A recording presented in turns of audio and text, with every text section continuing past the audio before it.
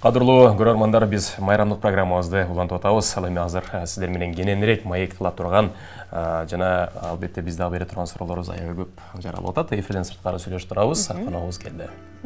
Тааныштыралы, бул учурга чейин мындан 14 жыл мурун болуп калыптыр, бирок ушул согуш туурасында Наш генерал аталышындагы кино документалдуу фильм тартылган. Ошонун кино режиссеру, оператору Бекболот Айдыралиев бизге келди. Конокко саламатсызбы? Саламатсыздар. Кош келиңиз.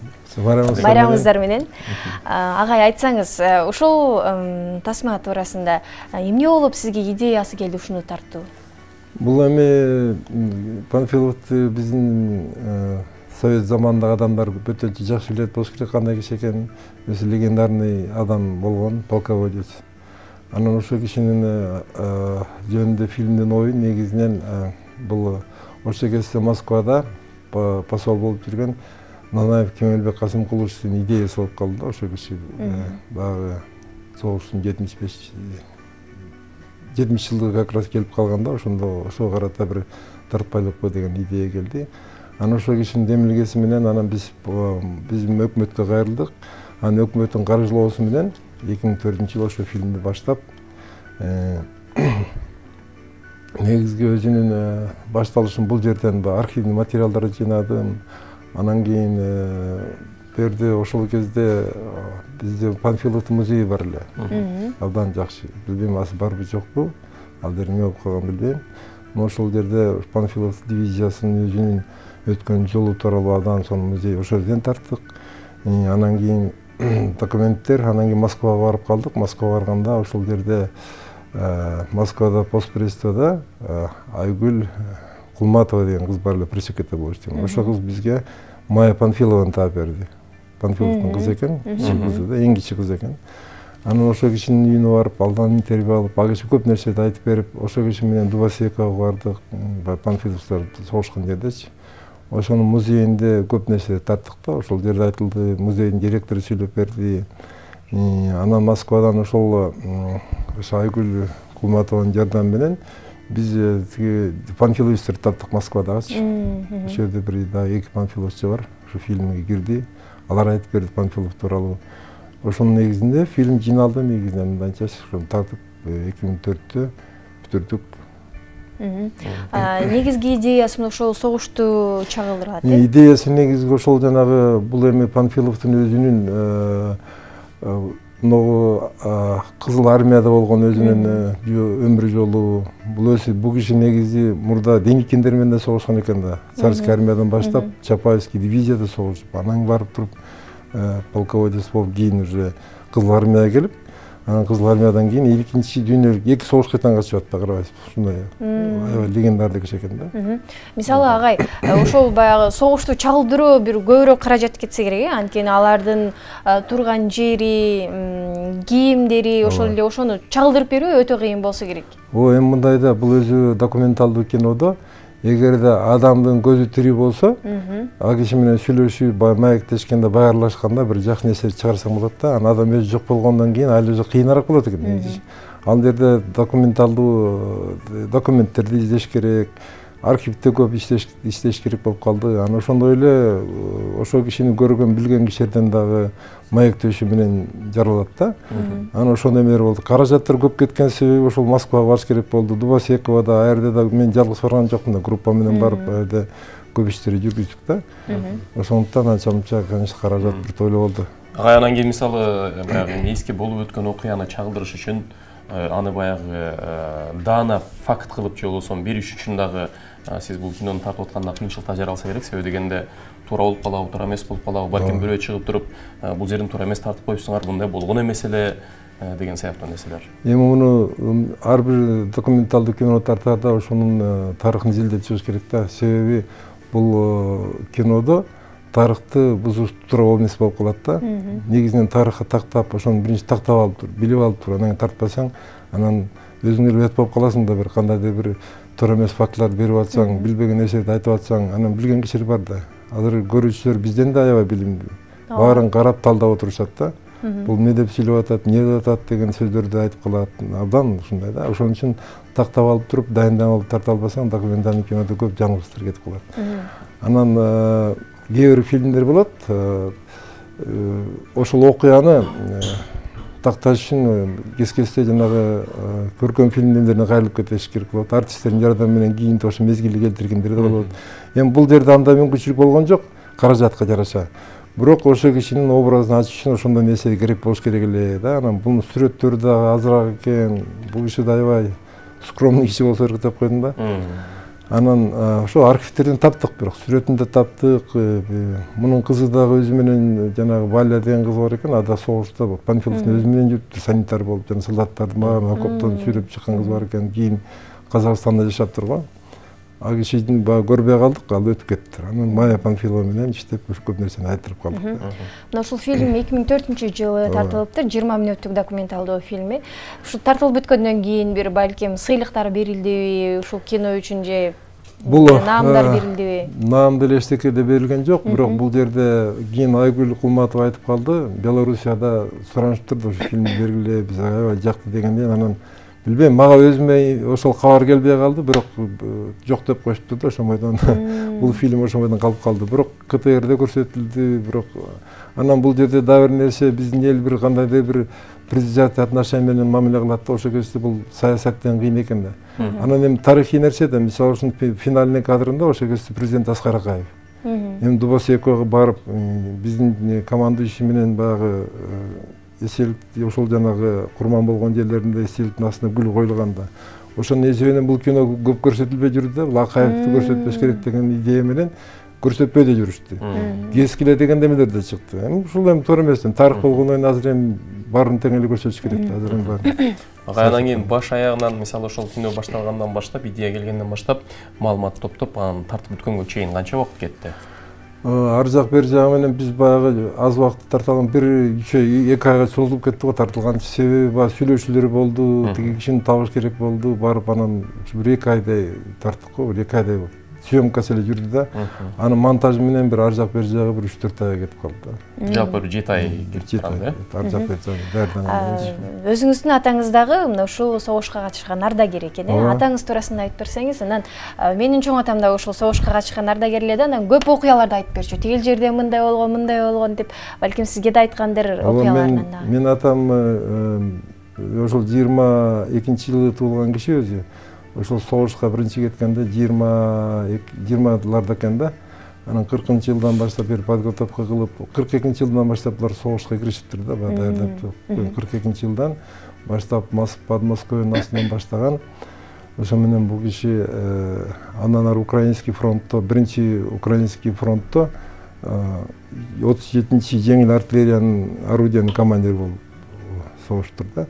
Ошо Украинадан негизги пеклага түшкөн жери ошо Подмосковьеден ары Украинадан ары Берлинге чейин барышкан да. Берлинге катышып, Берлин немесинде. Анан Берлинден 8-майда булар жеңди да, 8-майда капитуляция болуп. Анан 9-майда булардын немесин дивизиясын Прагага жөнөттүр. Ошол жерде как раз Прагада 9-майда отборный войска бар экен, ошо бир эмен даярдап Праганы кармап турган экен да. Анан булар 9-майда эртең менен ошо түн ичинде баштап кечки 9-кечке чейин согуштур, ошо Праганы башаштыр да. Анан Праганы бүтүп, анан Бурно деген жана бир шаардан ошо жарадар болуп, анан кийин бир аз кокус болуп жарадар болуп турду. Ошо менен кийин 45-жылы июнда бул трансформировать этти Украинский фронттан бар бошотуп, анан үйгө келген да. Көп нерселерди айтып берди, ошо согуштун катаалдыгын айтты. Ошо кезде булар жаш балдар, анан артиллерист деген оңой эмес да, өзүңөр хроникада көрүп жүрбөйсүңөр. Ошол орудияны сүйрөп жүрүш канча киши менен, немистер менен бүт ушундай көп нерселерди окуялар болуп турду. Окуялардын көбүн айта берсек ал узак нерсе. Мен өзүм бир жанагы кызыл жылдыз орденин алган немесин тарыхын карап көрсөм, ошол жанагы неменин астында, Украинанын астында болуп турду, ошол жерде согушканда. Булар бир расчет менен 40 фашисттик немелердин жеңиптир, жок кылышыптыр да, 8 немистин сөкелерин пленге алыптыр. Ошон үчүн кызыл жылдыз орденин алган. Анан өзү 2 жолу кызыл жылдыз орденине сыйланган. Улуу Атамбекендик согуштун 2 степени менен Затвагу деген медалдары бар. Освобождение Прага, Берлина, ушун көп наградалар бар. Аты жөнүндө айтып койсоңуз? Айдаралиев Рысбек деген менин атам болгон. Ал киши андан кийин согуштан кийин биздин Таласта колхоздун жетекчиси болуп, миллионер колхоз кылып, анан кийин ага өтүп кетти да. Анан агай сиз эми кинорежиссер, оператор болуп кызмат кылып, кесибиңиз боюнча оператор экенсиз, кинорежиссер экенсиз. А согуштан сырткары башка кино тартканда, ошол эле Панфилов киносун тартканда кандай айырмачылыктар болду, кандай кыйынчылыктар жаралды, эмне болду? Бул кинонун бир кино экинчи киного топ келбейт да. Мен өзүм биринчи ВГИКти бүтүп келгенден кийин документальный кино менен өзүм дипломду коргодум да. Анан кийин аны жактап келгенден кийин эң эле биринчи фильм «Волну умирает на берегу» деген фильм тартып калдык. Ошол оператор-постановщик болдум. Ал фильмде Сүймөнгүл Чокморов тартылды, Ногойбаев деген народный артисттер түшкөн. Разаков Тынччылык деген жигит режиссер болчу. Андан кийин келе эме кожо жашта Төнөмүш Акеевич менен иштеп калдым. Потом Барысада оператор болуп жүрдүм да. Анан документальный кино тартып, анан кийин өзүм авторский эме өтүп, ошол Панфиловдон баштадым. Анан Панфиловдон кийин «Блокадницалар» жөнүндө фильм тарттык. Кутанова деген эжебиз бар го, атын атам кишинин. Ошол киши блокадада болгон турбайбы? Ошол «Блокадницалар» жөнүндө муну силерге азыр керек болсо берип кетейин. Аны көрсөтсөңөр болот. Анан кийин дагы бир мындай крупный проекттерден мен Казакстанда иштеп келдим, дагы 7 жыл телевидениеде режиссер болчу. Баш режиссер болдум, КТКда режиссер болуп иштедим. Анан келгенден кийин Чыңгыз Айтматов жөнүндө 13-жылы фильм тарттым. 85 жылда болчун да. Ошого даярдап тартылып, анан ал фильмде көмүскөдө калып калды да, бир кандай бир нерсе эмес. Бирок аны тартууда көп эле кыйынчылыктар болду. Роза Айтматова эже аркылуу тартылды, ошол кишинин эстөөсү аркылуу. Ал менин сөзүмдү, менин жанымды билдеген фильм бар. 1 саат 53 мүнөт. Ал жерде ошо жана мен сиздерге айтып кеткендей, кээ бир жерлерин баягы ал киши өтүп кетти да, Чыңгыз Төрөкулович. Анан кээ бир фактыларды бастан өтүш үчүн жана игровой эмелер менен атасын Төрөкул Айтматовдун Москвада жүргөн кезин көрсөттүк.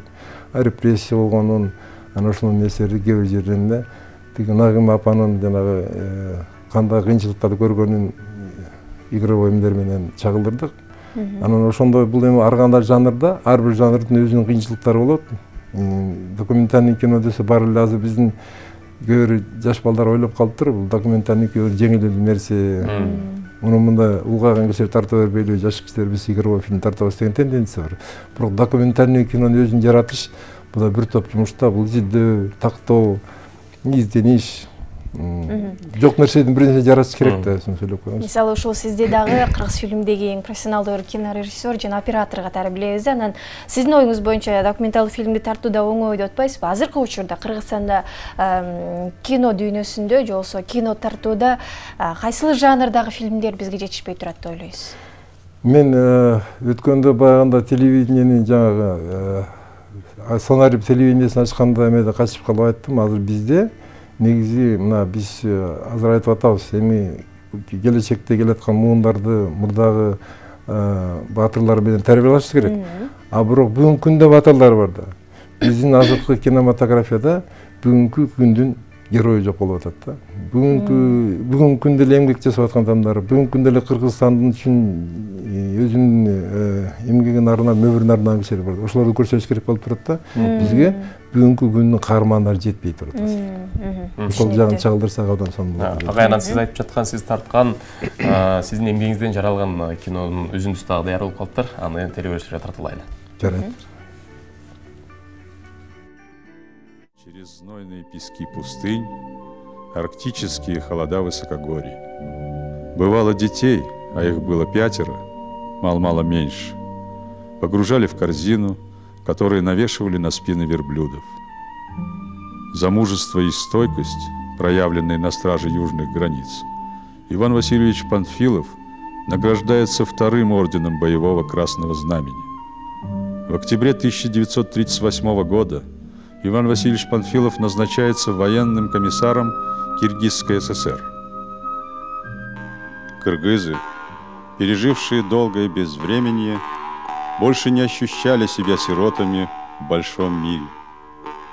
Волей счастливого жребия они вошли в семью народов и с необыкновенным подъемом строили новую жизнь.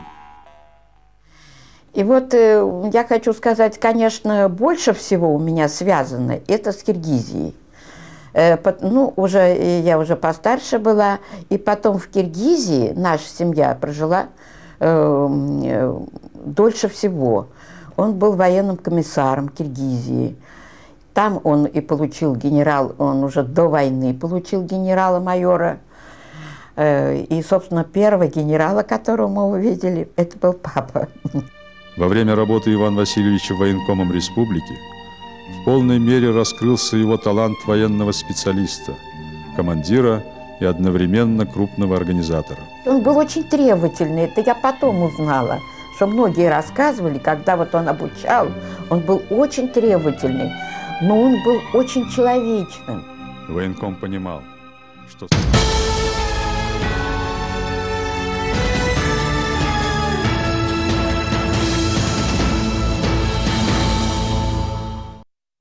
Наш генерал деген аталыштагы мына ушул фильм тартылган экен. Чынында кадрларды карасак эски кадрлар экен. Буларды каяктан таптыңыздар, өздүгүнөн алдыңыздар балким? Бул эми хроникальный кадрлардын кээ бирин көпчүлүгүн биздин кинофотофонддон алдык. Ошол жерде архивдер бар бизде, согуштун убагында ошол жана Панфиловский дивизиянын формироваться эткени барат уюштурган баштар бар экен. Анан көбүнчө Москвадан алдым мен. Москвада Ролан Быковдун немесинде студиясында ошол жерде мен бир өзүмдүн чогуу окуган курсташым бар, ошо директор болуп турду. Түркмен ошо бала таап берди да, таптап берди көп нерсеничи. Ошондон алып келдим да. Согуштун кадрлары, фашизм немелерин көп нерсени таап берди да. Ага, анан кийин мисалы бизден Кыргызстандан барган аябай көп жоокерлер болгон. Алардын арасында аябай таанымал Дүйүт Шопоков, Чолпонбай Төлөбердиев, Осондай Арасанов сыяктуу баатырларыбыз дагы бар. Бирок ошолор тууралуу дагы мисалы эгерде кино тартабыз деген бир идеяны алып чыга турган болсок, элге жеткирели, азыркы муунга көргөзөлү, билдирели дей турган болсок, канча каражат талап кылынышы мүмкүн? Эми бизде ар кандай да мынагы кыргыз фильминин стандарты боюнча аябай заниженный да, биздин өзүбүздүн мүмкүнчүлүккө жараша биз мамлекеттин. Эгерде орто эсеп менен эсептегенде моундай портрет фильмдер жасаганда азыр где-то бир 300дөн 500 миңге чейин болуп атат. Анан жана игровой элементтерин киргизип, эгер кинолор болсо, художественный графика деген бар, согуштун баягы ошол эмесин келтириш үчүн, убактын, заманын келтириш үчүн аларды кошуп жиберсе кымбатка чыгып кетет. Документальный кино деле ар жак бер жак 2 миллион 3 миллионго бар кылат да. Жакшы документальный кино. Эгер жакшылап жасап, ошол бүт ошол заманды келтирем десең, ошонун бир мындай адамга жеткире тургандай кылып, бир жакшылап туруп, көркөмдөп жеткире турган болсоң, жакшы эле каражат керек. Эгерде ошол каражатты сизге бере турган болсо тартат белеңиз? Тартат болчу. Бүгүнкү убакта азыр биз дагы жанагы Жусуп Абдырахман жөнүндө кино тарталы деп биз өкмөткө да кайрылдык, тияка да кайрылып кыйынчылыктар болду. Азыр эми Салымбековдун фондунда азыр конкурс объявить этти. Эми буюрса аяктан бөлүнсө бир баштайбыз деген ой бар. Эми ал жерде конкуренция болот. Анан кимдин жакшы идеясы болсо ошол тартат. Чоң рахмат агай, келип маек куруп бергендигиңиз үчүн, ыраазычылык кино үчүн. Дагы да мына ошол пландарыңызды айтып атасыз, ошолор ишке ашсын дейли. Ооба. Майрамга карабай биздин таңкы студиябызга келип бергениңизге чоң рахмат айталы. Чоң рахмат, сиздерди майрамыңыздар менен куттуктайм. Сиздердин чоң атаңар катышып туруп, баардыгы тең баарыбызга бирдей болсун, тынччылык болсун дейм. Чоң рахмат. Бүгүн бизде конокто кино режиссер, оператор Бекболот Айдаралиев болду. Биз болсо Таңманай программасын 9 май улуу жеңишке арналган майрамдык чыгарылышын улантабыз. Кеттик.